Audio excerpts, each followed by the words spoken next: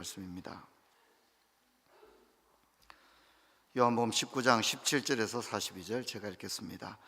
그들이 예수를 맡음에 예수께서 자기 십자가를 지시고 해골 히브리 말로 골고다라 하는 곳에 나가시니 그들이 거기서 예수를 십자가에 못 박을새 다른 두 사람도 그와 함께 좌우편에 못 박으니 예수는 가운데 있더라. 빌라도가 패를 써서 십자가 위에 붙이니 나사렛 예수 유대인의 왕이라 기록되었더라.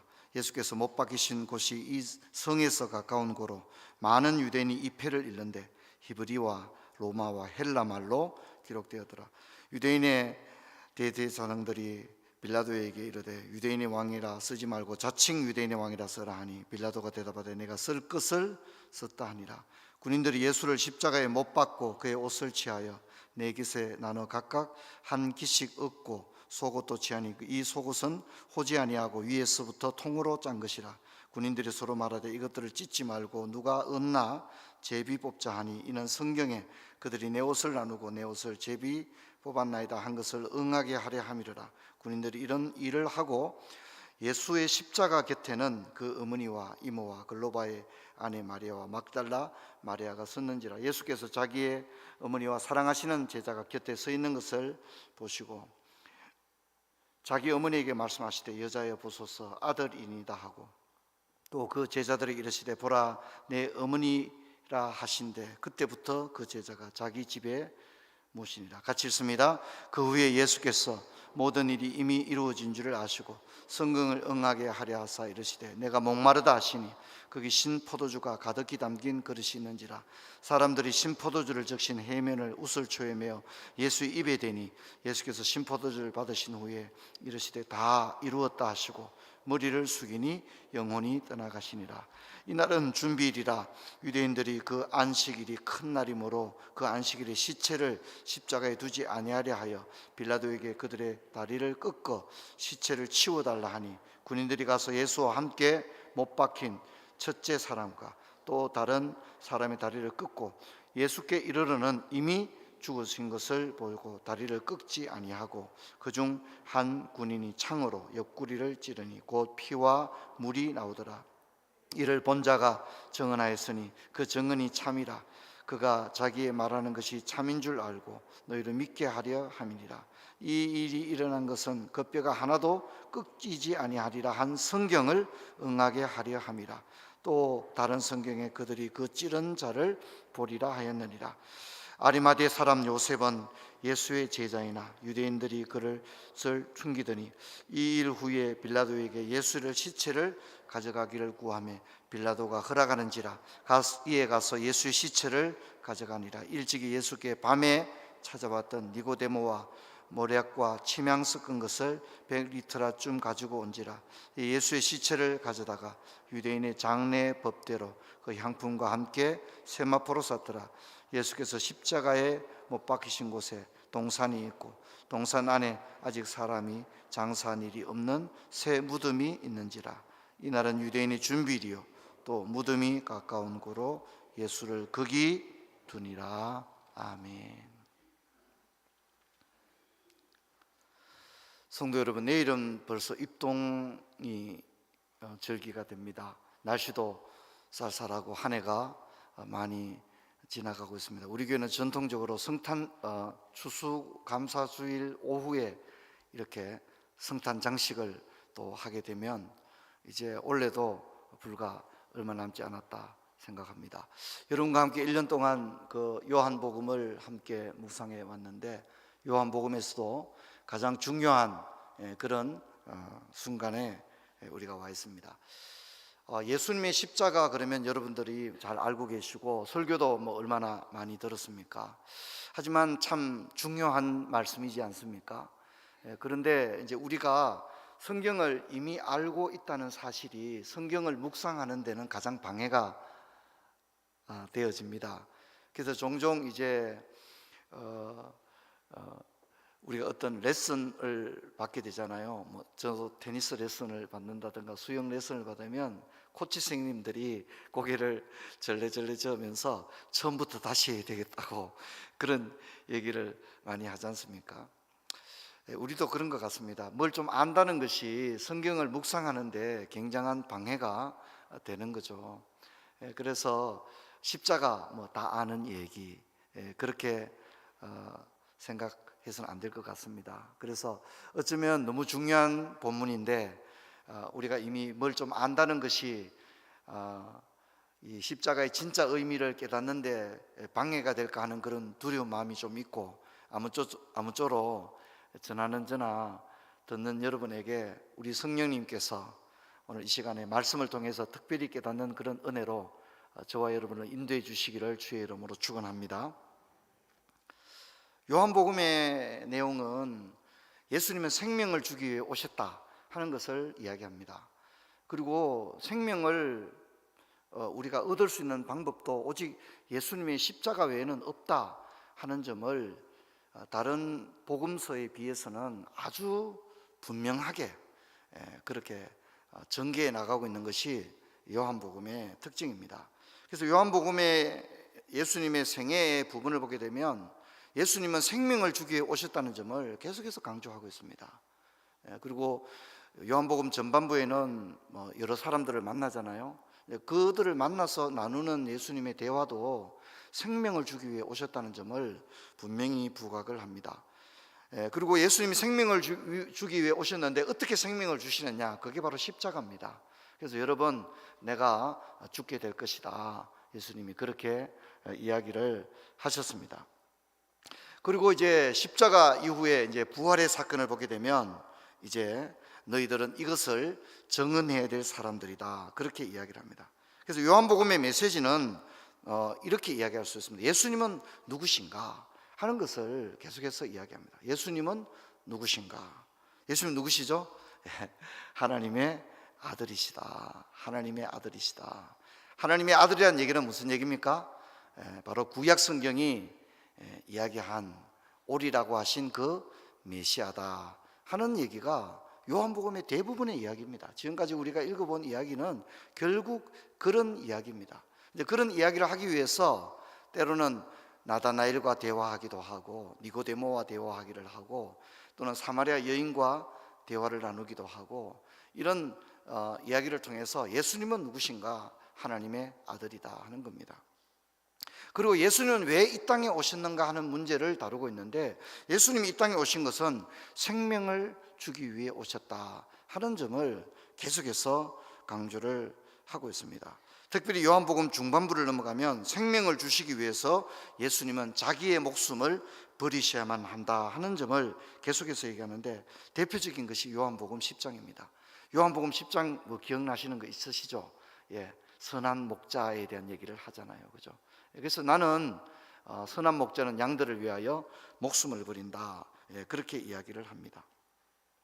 그래서 생명을 주시는 그 방법이 바로 자기가 죽는 길이었고, 아버지께서 주신 양들에게 생명을 주기 위해서는 그 자신이 십자가에 죽어야만 하는 일이었습니다. 그리고 마침내 오늘 우리가 읽은 본문에는 예수님이 십자가상에서 다 이루었다라고 분명히 이야기를 하시는 것을 볼 수가 있습니다. 다 이루었다는 얘기는 예수님의 십자가 사역이 어떻게 해요?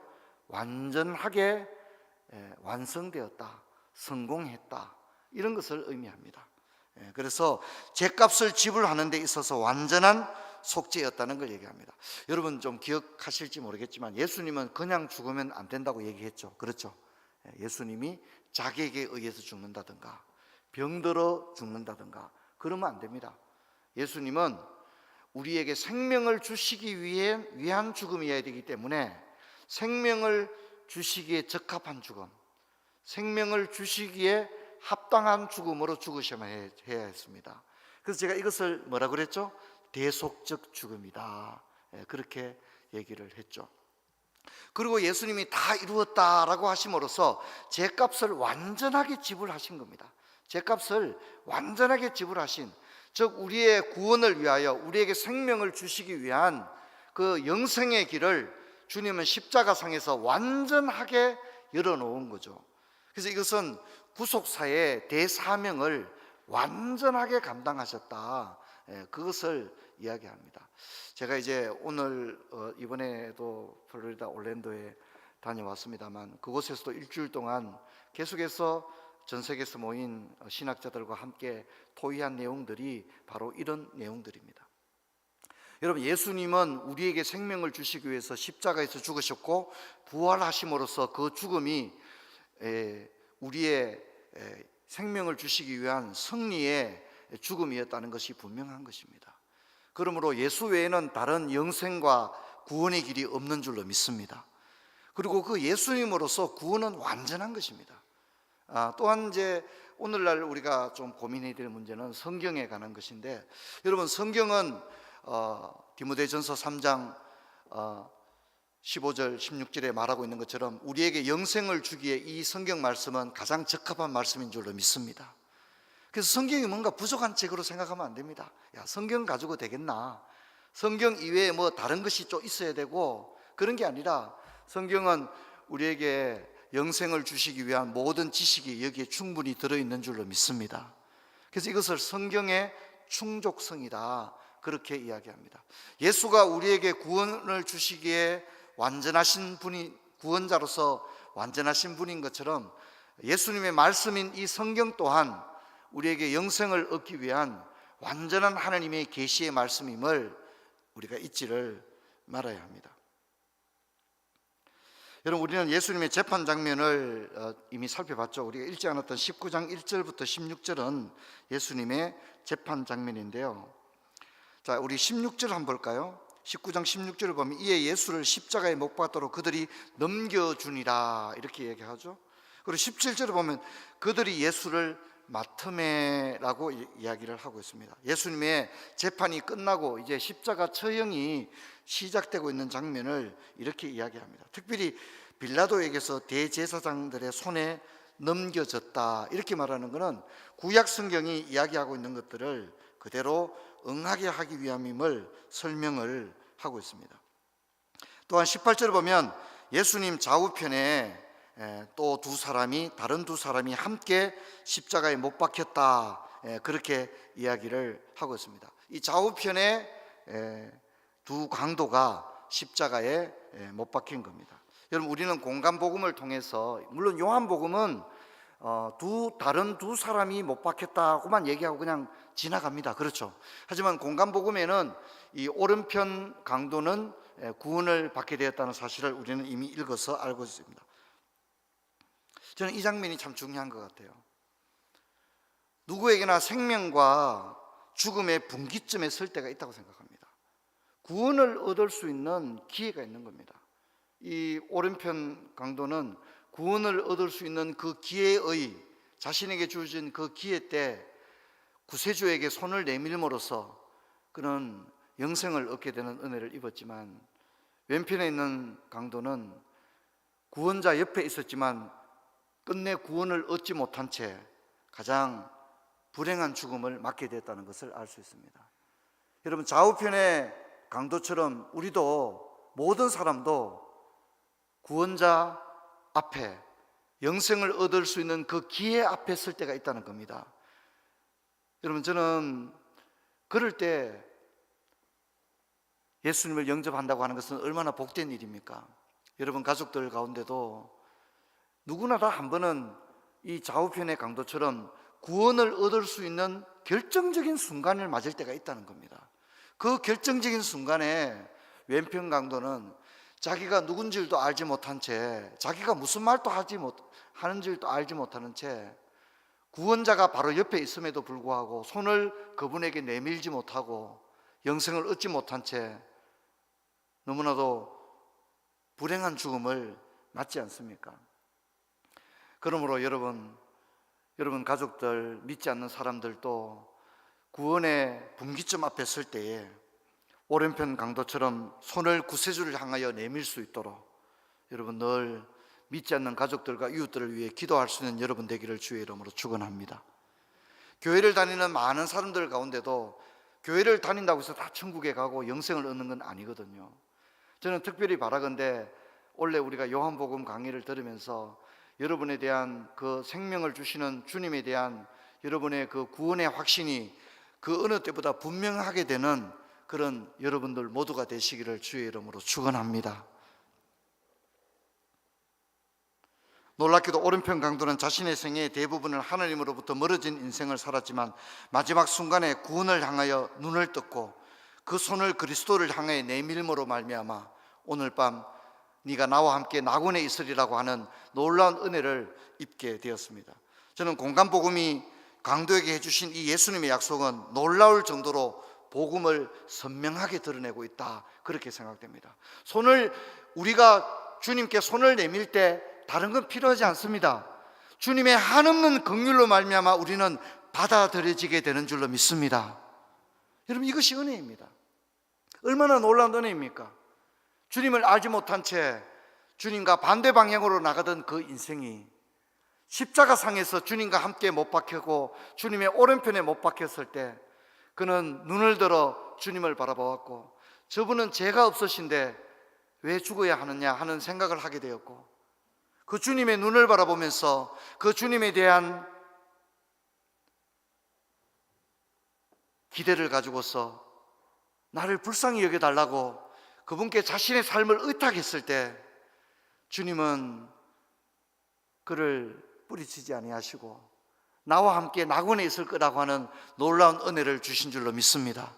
나와 함께 낙원에 있으리라, 얼마나 분명한 복음의 메시지입니까?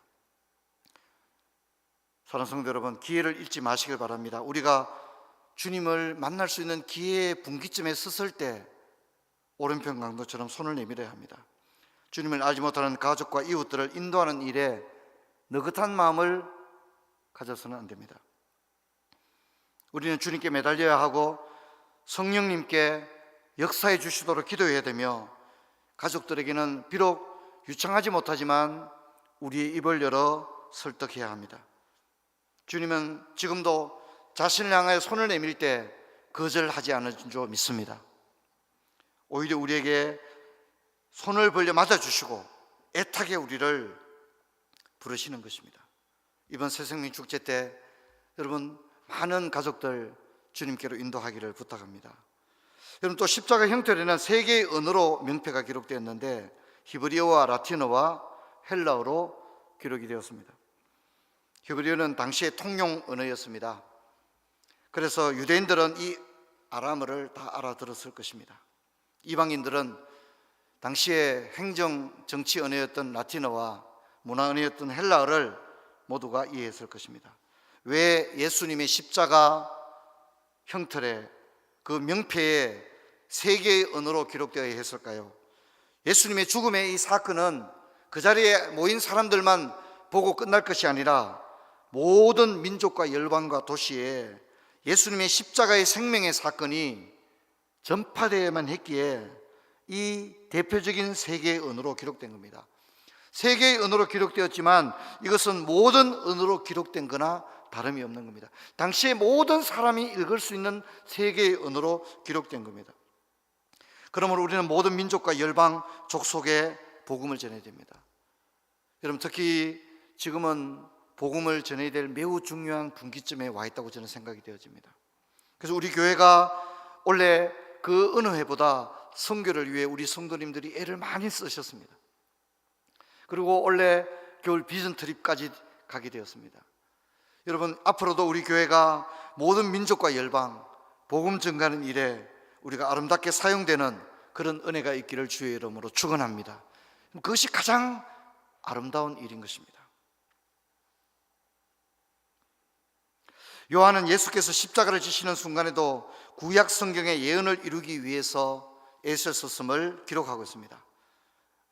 내 옷을 나누고 내 옷을 제비 뽑나이다 하는 것은 시편 22편 18절에 예수님에 대한 예언을 이루기 위한 것이고, 내가 목마르다는 것은 시편 69편 21절을, 또 그 뼈가 꺾이지 않는 것은 시편 34편에 주님에 관한 예언을 이루기 위한 겁니다. 주님은 이처럼 죽어가시는 그 순간에도 철저하게 말씀이 성취되기를 원했다는 겁니다.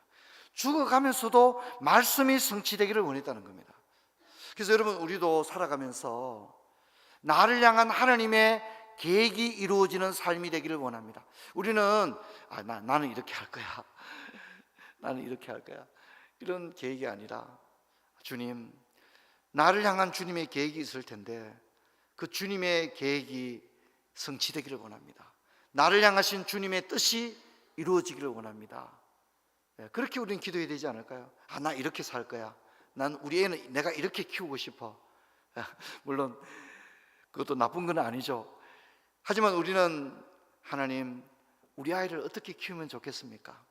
우리 아이를 통해서 주님은 어떤 일을 이루기를 원합니까? 우리 가정을 통해서는 우리 가정을 향한 하나님의 계획은 무엇입니까? 그런 것들을 우리 기도해야 되는 겁니다. 주님이 십자가를 지시고 죽는 그 순간에도 주님이 자기가 원하는 방식대로 죽는 게 아니라 성경에 예언된 그 말씀이 이루어지기 위해서 그 적합한 방식으로 죽기를 원하셨다는 것입니다.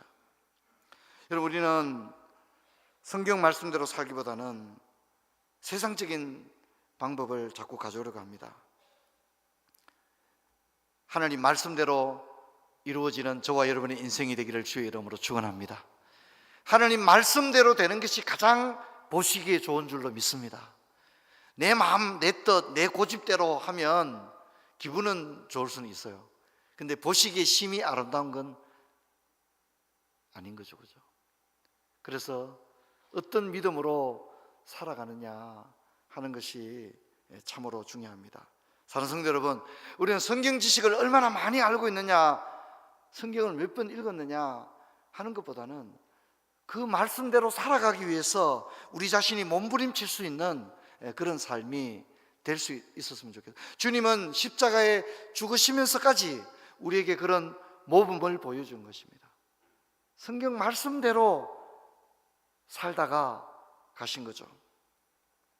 여러분, 이제 우리는 예수님께서 십자가 처형의 순간에 쓰임받았던 사람들에 대해서 여러분과 생각을 하고 싶습니다. 첫 번째는 요한입니다. 여러분, 예수님께서 십자가를 지실 때 제자들이 다 흩어졌습니다. 그래서 25절을 보면 예수의 십자가 곁에 그 어머니와 이모와 글로바의 아내 마리아와 막달라 마리아가 서 있었다. 그리고 했고 26절에 보면 예수님의 어머니와 요한이 함께 서 있는 것을 보시고 예수님은 여자여 보소서 아들이니이다 그렇게 한 다음에 예수님이 이제 죽으셔야 하지 않습니까? 그래서 요한에게 뭐라고 합니까? 보라 내 어머니다. 이제부터는 이제 네 어머니다. 무슨 얘기입니까? 예수님이 요한에게 자신의 어머니를 부탁하는 겁니다. 오늘부터는 이제부터는 네 어머니로 여겨라. 네가 너에게 부탁한다. 이런 말씀이지 않습니까? 그래서 27절을 보면 그때부터 그 제자가 자기 집에 모시니라. 요한복음을 기록한 이 요한이 예수님의 어머니 마리아를 자기 집에 모셨다. 그렇게 이야기를 하고 있습니다. 이 장면이 너무나도 아름다운 장면입니다. 감동적인 장면입니다. 우리에게 교훈을 주는 장면입니다. 언뜻 생각해 보면 요한은 어리잖아요. 그러니까 나이가 있고 결혼도 했는 베드로에게 부탁을 할 수도 있잖아요. 그렇죠? 베드로 내 어머니를 부탁한다네. 그럴 수도 있지 않습니까? 또 주님의 어떤 고난의 잔도 내가 마실 수 있습니다. 자신 있게 이야기하던 야고보에게도 부탁할 수 있지 않습니까? 근데 여러분, 왜 주님께서 베드로에게 부탁하지 않고 야고보에게 부탁하지 않으셨을까요? 왜 그랬을까요? 여러분, 그것은 그들은 그곳에 없었다는 것입니다. 그들은 그곳에 없었습니다. 그곳에는 오직 누구만 있었다는 거죠? 요한밖에 없는 겁니다. 다 도망가고 다 달아나고 요한만이 거기에 있었던 겁니다. 그래서 저는 이 말씀이 너무나도 정겹게 느껴집니다. 25절에 보면 예수의 십자가 곁에는 베드로가 있어야 되는데 베드로는 없습니다. 지금 야고보도 주님의 쓴 잔을 내가 마시겠습니다 했으면 여기 야고보가 있어야 되잖아요. 야고보도 없습니다. 다 없습니다. 26절에도 보면 예수께서 자기 어머니와 사랑하는 제자가 그다음 뭐라 합니까? 곁에 서 있는 것을 보시고, 이 말이 참 너무 정겹게 다가오는 거예요. 곁에, 십자가 곁에 자기 사랑하는 제자가 곁에 서 있는 것을 보시고, 그러니까 지금 요한밖에 없는 겁니다. 다 도망가고 요한만 그 현장에 있는 겁니다. 그래서 예수님이 요한을 보고 보라 내 어머니다, 그렇게 이야기하는 겁니다. 주님은 요한에게 부탁했습니다. 그 자리에 있었던 그 사람 요한에게 부탁했습니다. 다 도망가고 흩어졌지만 요한은 십자가 곁에, 예수님 곁에, 예수님의 어머니 곁에 있었습니다. 십자가 곁에 있었던 사람 요한에게 부탁을 했습니다. 저희도 이제 아버지 어머니가 몸이 아프시니까 6남매인데 형제들이 이제 다 한 마음으로 부모님을 모시고 싶은 마음이 있지만 형제들이라고 해서 다 한 마음이 되는 건 아니더라고요. 형수님들도 계시고 다 입장이 있고, 다 이제 나이가, 저희 큰형님도 60이 넘었으니 이제 모두들 나이들이 있고 자기 살아가는 형편이 있다 보니까 늙으신 부모님들을 모시는 일에 마음은 하나이면 틀림이 없지만 누가 모시느냐, 병원을 선정하더라도 이게 다 생각이 다른 거예요. 병원을 포항에 모시느냐, 대구에 모시느냐. 그러니까 저는 대구 오면 좋겠는데 또 생각이 다른 사람들도 있을 수 있지 않습니까? 제가 이제 이걸 본문을 보면서 참 누가 모시는가, 예수님의 어머니를 누가 모시느냐, 요한이 모셨지 않습니까? 그죠? 참 그렇게 간단한 얘기는 아니라는 생각을 제 자신도 하게 됩니다. 우리가 도망가면요, 주님은 우리에게 부탁할 수가 없는 것입니다. 자식도 부모님들이 연로하셔서 누군가는 지근거리에서 모셔야 되는데 모른 채 하면, 모른 채 하고 전화 안 받고 그러면 모실 수가 없는 것입니다. 일을 맡기실 수도 없는 겁니다. 근데 여러분, 우리는 대부분 도망을 칩니다. 이것이 우리의 모습입니다. 베드로처럼 말도 멋지게 하고 그렇게 하지만 정작에 십자가 곁에는 요한만이 지금 있는 겁니다. 요한만이 마리아를 모시고 그곳에 있는 것입니다. 주님이 요한에게 보라 내 어머니다 그랬습니다. 오늘 우리들에게 말합니다. 보라 내 교회다. 보라 내 가족이다. 보라 내 사명이다. 보라 너의 십자가다. 주님이 우리에게 그렇게 이야기합니다. 도망치고 전화 안 받고 그러면 주님이 부탁하실 수 없지만 곁에 있는 사람에게 주님은 말씀하는 겁니다. 보라 내 어머니다. 보라 네 교회다. 교회 일도 장로님들도 계시는데 그렇게 생각하지 마시고 곁에 있는 사람에게 주님이 부탁하는 겁니다. 곁에 있는 사람에게 주님이 뭐라고 합니까? 네 교회다. 네 교회다. 네 교회. 네 자식들이다. 네 부모다. 네 가족들이다. 네 십자가다. 네 사명이다. 주님이 그렇게 말씀을 하는 겁니다. 다른 제자들이 다 도망칠 때 요한은 어떤 마음으로 십자가를 지켰을까요? 요한이 겁이 없어가지고 십자가 곁에 예수님의 어머니 마리아 모시고 왔을까요? 요한은 도대체 무슨 마음이었기에 십자가 곁에 있었습니까? 달아나지 않는 마음, 피하지 않는 마음, 두려웠겠죠. 부담이 되었겠죠.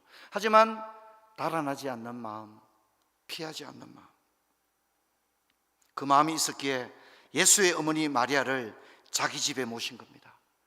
여러분, 오늘 주님이 우리에게 부탁합니다. 보라 네 교회다. 네 자식들이다. 네 어머니다. 네 가족이다. 네 사명이다. 너의 십자가다. 그렇게 할 때 저와 여러분이 요한처럼 그날부터, 그때부터 자기 집에 모신다. 그때부터 예수님 내 교회입니다. 예수님 내 자식들입니다. 내 부모님입니다. 내 사명입니다. 내 십자가입니다. 그때부터 자기 집에 모시니라. 그때부터 내가 책임질게요. 예수님.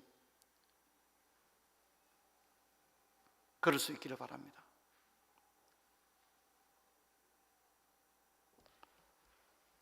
(38절) 이하에는 아리마대 요셉과 니고데모가 나오는 장사 지내는 장면이 나옵니다. 이 두 사람은 공통점이 있죠.